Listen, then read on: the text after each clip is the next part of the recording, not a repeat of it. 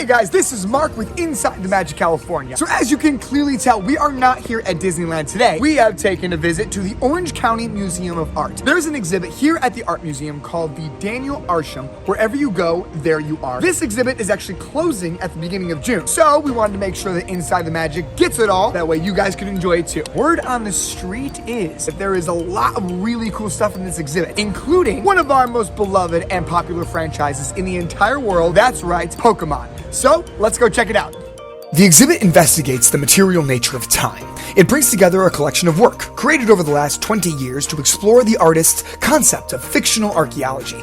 Using geological materials like sand, quartz, pyrite, and volcanic ash, the artist creates eroded casts of everyday objects that are rooted in human pretense. Items such as cameras, clocks, and cars. Now, the way that the objects have been overtaken by this almost crystallization effect leaves the viewer not only asking the how, but the why. The artist wants the viewer to rethink their understanding of the contemporary and remind us that we are always the author of our own story. But hey, don't take my word for it. Let's keep viewing the exhibit and see how it affects you. Don't forget to leave your comments down below.